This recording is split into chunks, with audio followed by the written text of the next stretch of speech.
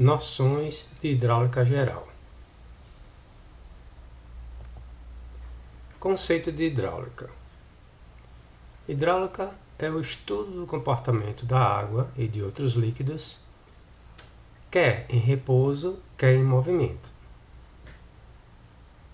A hidráulica pode ser dividida em a hidráulica geral ou teórica e hidráulica aplicada ou hidrotécnica. Então, uma parte é a teoria e a outra parte é a prática baseada na teoria. Então, a hidráulica teórica se divide em três partes: a hidrostática, a hidrocinemática e a hidrodinâmica. A hidrostática estuda os fluidos em repouso ou em equilíbrio. A hidrocinemática estuda velocidades e trajetórias sem considerar forças e energia. E a hidrodinâmica estuda as velocidades, acelerações e forças que atuam em fluidos em movimento. Já a hidráulica aplicada ou hidrotécnica é a aplicação concreta ou prática dos conhecimentos científicos da mecânica dos fluidos e da observação criteriosa dos fenômenos relacionados à água, quer parada, quer em movimento. Aí tem um quadro extraído de Azevedo Neto que mostra uma linha do tempo da aplicação dos estudos de hidráulica. Nós temos na primeira linha os esgotos, que temos relatos de 3.750 a.C. na Babilônia, depois a drenagem na Grécia, 450 a.C., e assim você tem vários eventos que mostram a evolução do conhecimento científico aplicado à hidráulica. Então temos aqui a bomba de pistão, aquedutos romanos, termas romanas, o barômetro, compressor de ar, tubos de ferro fundido, moldado, bomba centrífuga, a máquina a vapor, vaso sanitário, turbina hidráulica, a prensa hidráulica, o emprego de hélice, manilhas cerâmicas estrudadas, tubos de concreto armado, usina hidrelétrica, turbina a vapor, o submarino, tubos de cimento amianto, tubos de ferro fundido centrifugado, propulsão a jato, tubos de PVC. E abaixo tem um quadro dos eventos históricos no Brasil. Em 1723, o primeiro sistema de abastecimento de água no Rio de Janeiro. Em 1864, a primeira cidade com redes de esgoto, Rio de Janeiro. Em 1883, a primeira hidrelétrica para mineração, em Diamantina, Minas Gerais. E em 1889, a primeira hidrelétrica para abastecimento público, em Juiz de Fora, Minas Gerais. Fluidos. O que são fluidos? São substâncias ou corpos cujas moléculas ou partículas têm a propriedade de se mover, umas em relação às outras, sob a ação de forças de mínima grandeza. Então, o fluido está em repouso e qualquer força aplicada a ele, ele vai fazer a movimentação das partículas ou moléculas. Os fluidos se subdividem em líquidos e gases ou vapores. Os líquidos têm uma superfície livre e uma determinada massa de um líquido, a uma mesma temperatura, ocupa só um determinado volume de qualquer recipiente em que caiba sem sobras. Então, por exemplo, se eu tiver um recipiente com esse formato aqui, ó, visto em perfil, e o líquido aqui inserido nele. Esse volume do líquido é o V1, né? Tem a quantidade em volume específica. Agora, vamos imaginar um outro recipiente de formato diferente, com a seção menor e mais alto, e vamos transpor o líquido de um recipiente para o outro. Derramar esse líquido que está aqui nesse outro recipiente. Aí esse volume nesse outro recipiente vai ser o mesmo. Então é isso que está dizendo aqui esse texto. Está dizendo que, independente do recipiente, o líquido muda de forma, mas não muda de volume. Tá? Ele vai mudar a altura em função do formato do recipiente, mas o volume permanece o mesmo. Ele vai se adaptar à forma do recipiente. Os gases, por sua vez, quando colocados em um recipiente, ocupam todo o volume, independente de sua massa ou do tamanho do recipiente. Os gases são altamente compressíveis e de pequena densidade em relação aos líquidos. Então, os gases, se você está com ele dentro de um recipiente menor e transporta esse gás para um recipiente maior, ele vai expandir dentro do recipiente maior e vai ocupar todo o volume desse recipiente maior, sem deixar nenhuma folga, só fazendo a expansão entre uma molécula e outra, entre uma partícula e outra, tá? Mas ocupando todo o espaço interno daquele recipiente. É claro que é um recipiente fechado. Né? Hidrostática. A hidrostática tem algumas leis que foram instituídas por alguns estudiosos, entre elas a lei de Pascal. A lei de Pascal diz o seguinte: em qualquer ponto no interior de um líquido em repouso, a pressão é a mesma em todas as direções. Então, se eu tenho um líquido em repouso dentro de um recipiente, a pressão é a mesma em todas as direções das paredes do recipiente e dentro do próprio líquido. Então, a fórmula de Pascal é a seguinte: a força 2 é igual a força 1 vezes a área 2 dividido pela área 1. Está aqui um desenho extraído de Azevedo Neto que mostra um êmbolo com uma seção maior e um êmbolo com uma seção menor conectado a um recipiente que está interligado entre si e preenchido com um líquido. Ao aplicar a força 1 aqui de cima para baixo, você vai ter uma reação aqui na força 2 que vai ser igual à força 1 vezes a área 2 dividido pela área 1. Ou seja, você vai aumentar a sua pressão aqui no êmbolo 2, né, no êmbolo da força 2. Ou seja, você transforma uma força menor numa força maior. Esse desenho aqui é o princípio da prensa hidráulica. O diâmetro do êmbolo maior iguala-se a 6 vezes o diâmetro do êmbolo menor. A relação de áreas é, portanto, 36 para 1. Se for aplicada uma força F1 de 50 kg, a pressão do fluido transmitirá ao êmbolo maior uma força F2 que será 36 vezes a força F1, isto é, 1.800 kg.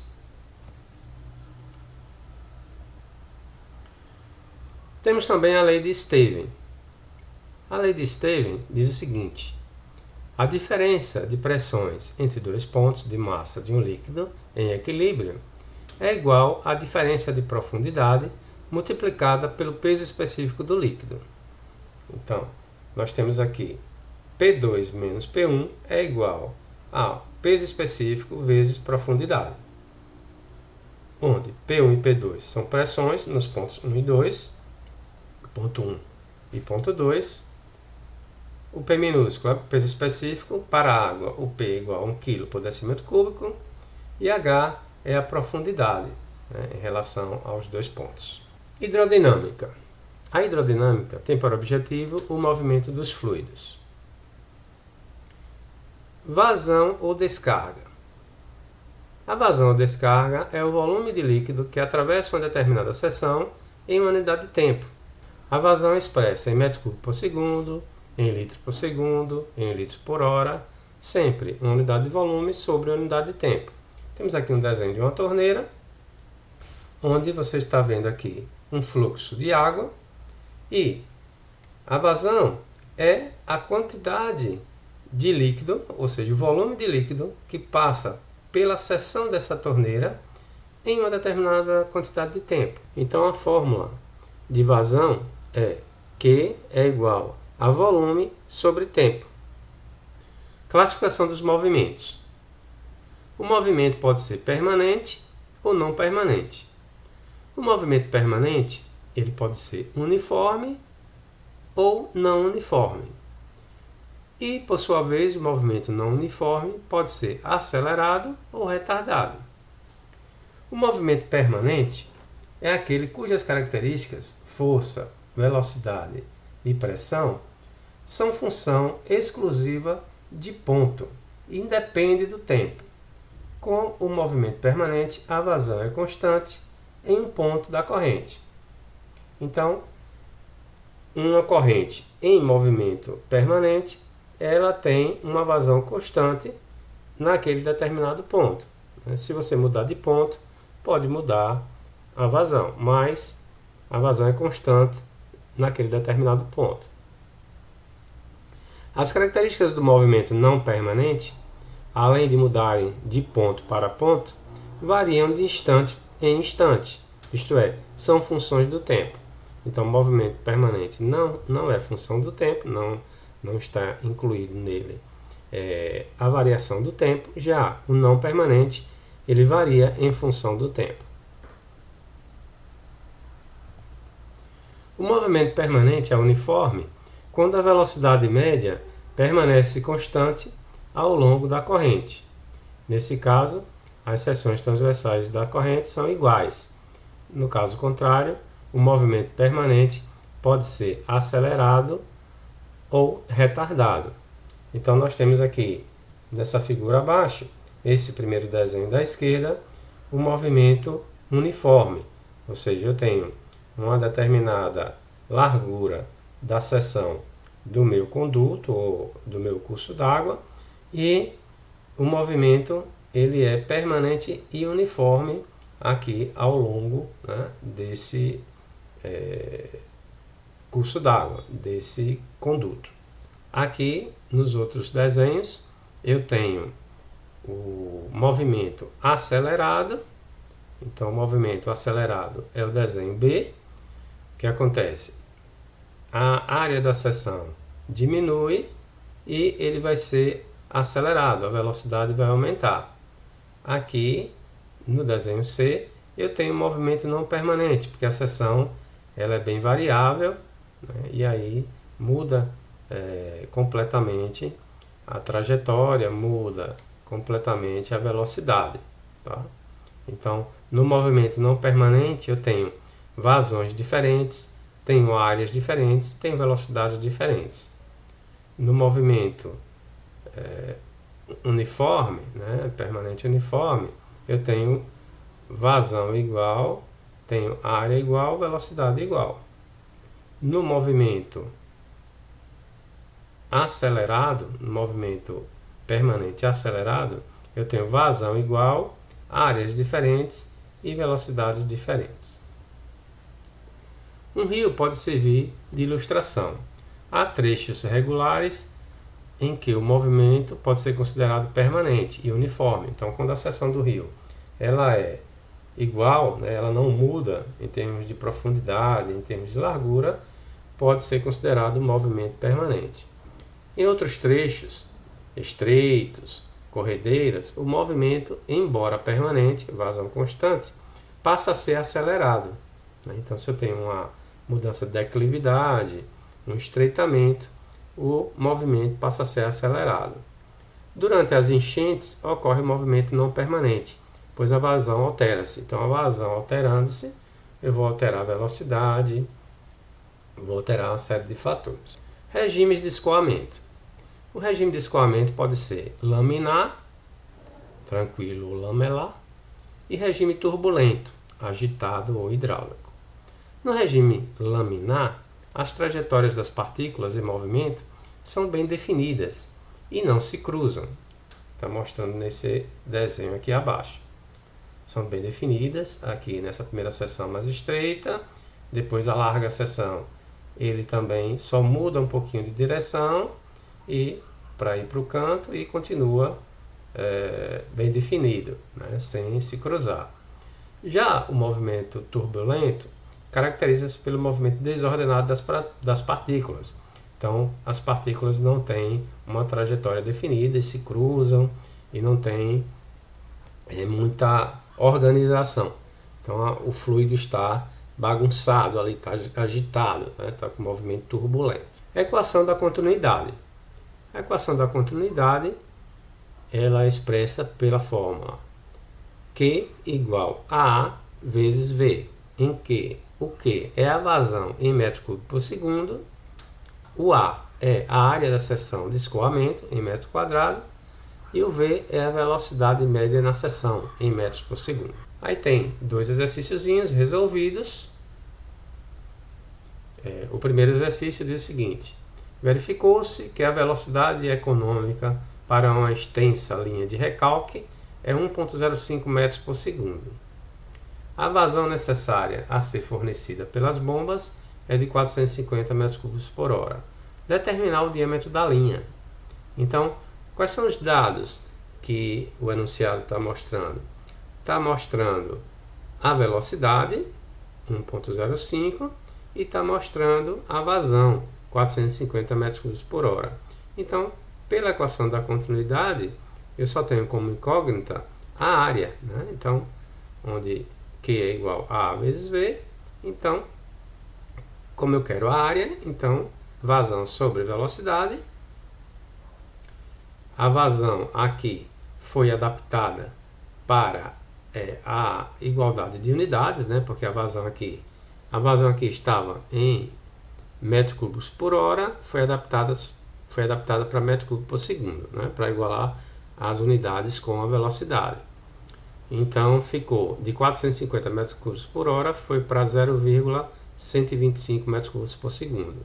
E aí foi colocado na fórmula da equação da continuidade, substituindo o Q por 0,125 e o V por 1,05, tendo como resultado 0,119 metros quadrados. Né? Então, isso aqui achou-se a área da seção, né?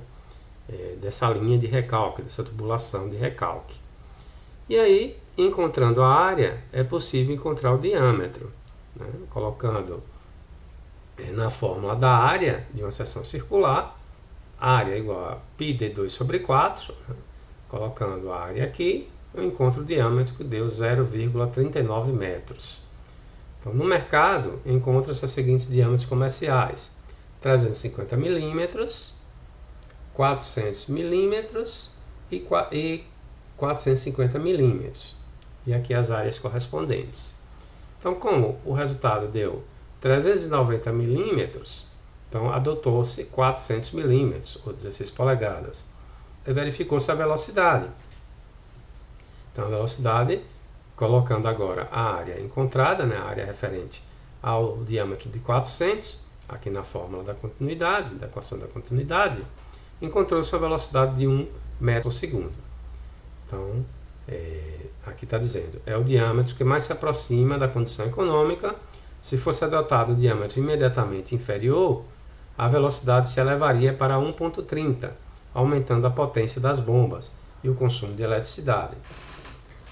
Então, adotou-se 400, né, porque é o diâmetro imediatamente superior ao encontrado no cálculo. E aqui abaixo tem um outro exercíciozinho, dizendo, em um edifício de 12 pavimentos, a vazão máxima provável devido ao uso de diversos aparelhos em uma coluna de distribuição de 60 mm de diâmetro é de 7,5 litros por segundo. Determinar a velocidade de escoamento.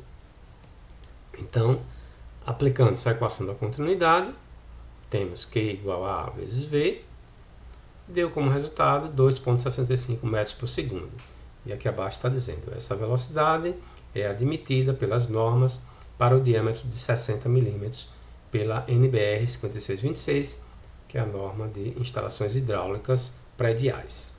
Esses dois exercícios foram mostrados aí para mostrar a aplicação da equação da continuidade e foram extraídos do livro de Azevedo Neto, Manual de Hidráulica. Teorema de Bernoulli. O que é que diz o Teorema de Bernoulli? Ao longo de qualquer linha de corrente é constante a soma das alturas cinética, piezométrica e geométrica. Então a fórmula é essa.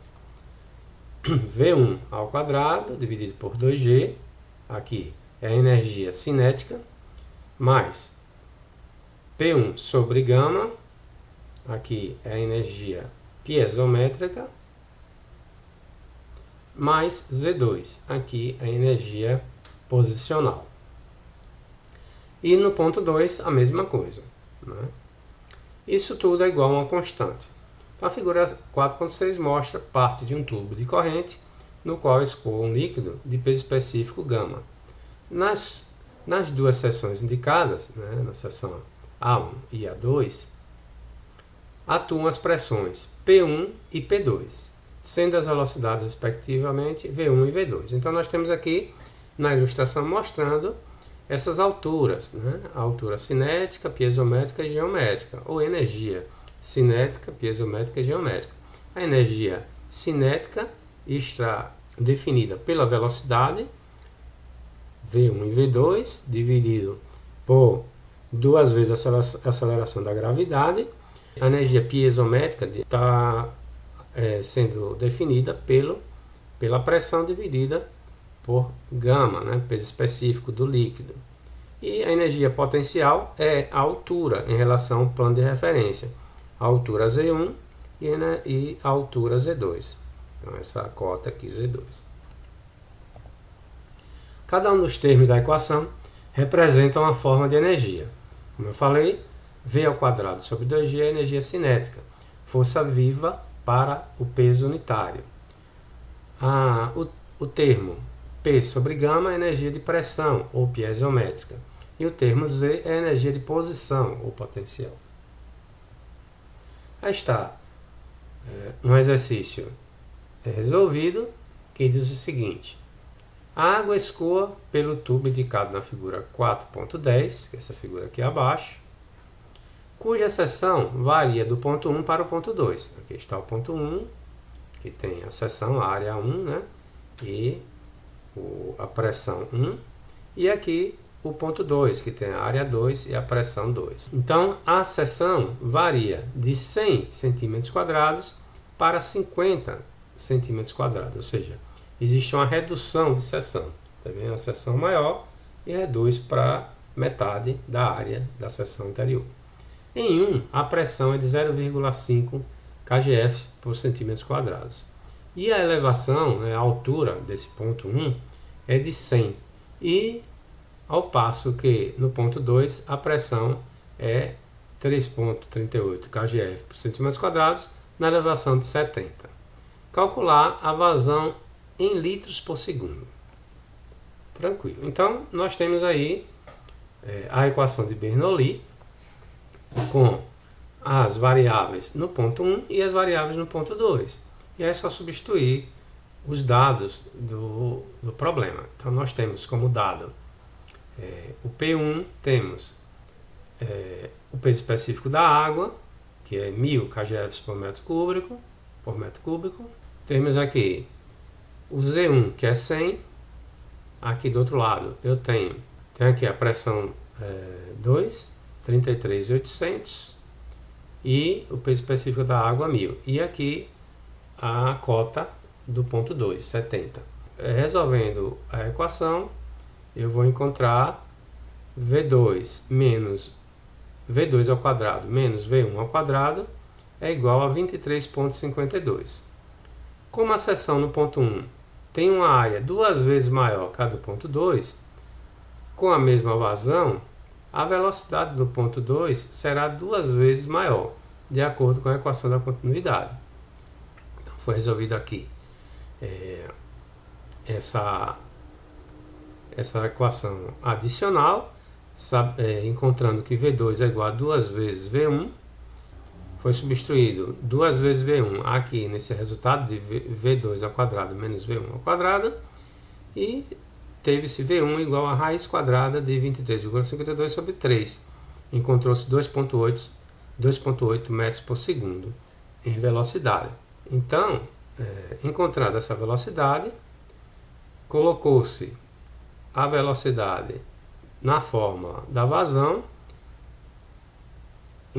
colocando a área 1, né, no ponto 1 e a velocidade 1, 2,8, e aí encontrou-se como resultado uma vazão de 0,028 metros cúbicos por segundo.